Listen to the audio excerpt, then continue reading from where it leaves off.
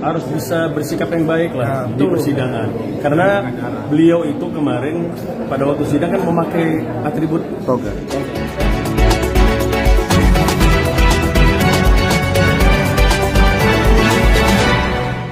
Dan itu sudah selesai, putusan itu sudah dibuat dan dibacakan, kita sudah sampaikan kepada publik dan itu sudah diketahui saya pasti. Ya, dan Mahkamah Agung pun tadi, Ketua Mahkamah Agung pun juga sampaikan ke tadi dalam acara tadi bahwa ada advokat menjalankan profesi itu dengan aturan main yang diatur oleh undang-undang. Jangan bersifat melawan hukum, apalagi melanggar etika. Gitu Mas. Dan itu aja. Firdaus itu sejak kapan sih tergabung di KAI? Nah, sebelumnya Firdaus historisnya dia adalah anggota dari KAI Banten, di mana pimpinannya Pak Anwar ya.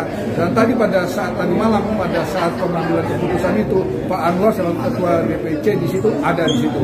Jadi sudah sepakat untuk melakukan keputusan itu secara final dan sudah tuntas. Ya, yang bersangkutan saat ini sudah bukan lagi anggota Kongres Advokat Indonesia. Tetapi apa yang dilakukan dia itu dia merepresentatif. Mohon maaf, kita semua sebagai advokat yang sebenarnya kita harus menghargai pengadilan di mana kita beracara, menghargai kepolisian, menghargai semuanya dengan atribut sebagai penegak hukum yang beretika. Gitu. Ya itu sebenarnya sudah menurut kita penilaian sudah fatal karena kita ini kan sebenarnya penegak hukum, beracara di pengadilan itu ada atribut yang harus ditaati beracara di pengadilan. Ya. Apa yang dilakukan yang bersangkutan itu saya kira itu baru pertama terjadi ya. Sebelumnya pernah tahun dulu ya ada yang pernah terjadi Pak Petrus, tapi ya Rahmat juga ya, tapi saya tidak tahu secara detail. Tapi apa yang dilakukan itu saya kira sudah jelas pada kita. Mengenai hal-hal lain kita nggak bicarakan, tapi kita ambil keputusan adalah mengenai masalah yang itu aja.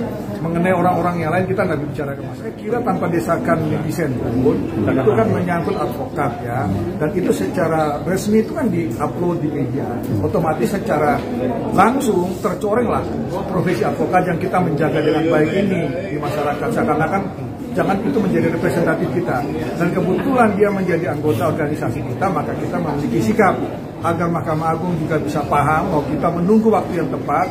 Kita rapat dulu, baru kita mengambil keputusan. Dan tadi malam, tanggal 8 itu sudah kita putuskan bahwa itulah yang terbaik yang organisasi advokat mengambil.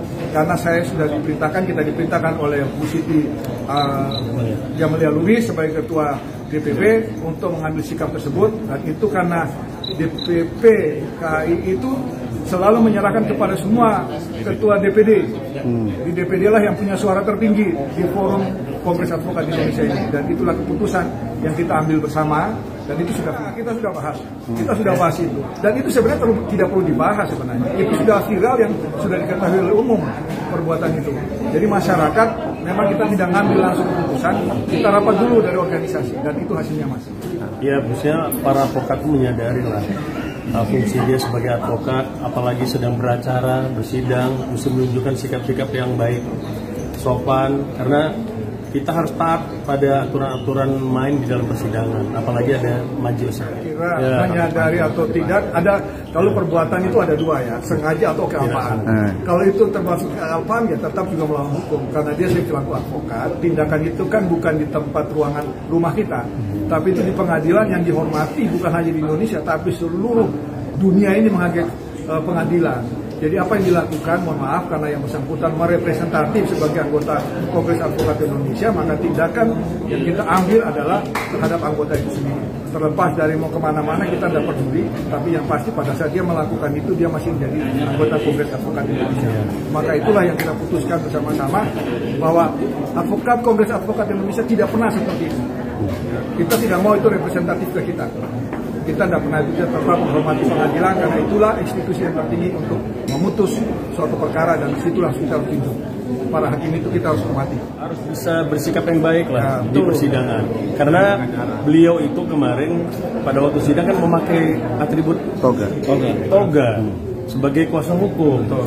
Nah, dia mau sadar atau tidak sadar, dia mempresentasikan itu. Jadi dia harus menjaga sikapnya, baik di dalam persidangan maupun di luar persidangan, selama dia menggunakan toga. SK-nya sudah dicabut, dan proses selanjutnya kita akan menyurati Mahkamah Agung, Pengadilan Tinggi seluruh Indonesia, untuk mengenai situasi ini, ya, berita acara supaya ke depan itu kewenangan ada pada Kejaksaan Mahkamah Agung untuk menilai itu semuanya. Ya. Jadi mungkin sebentar ada Pak Petrus, Pak.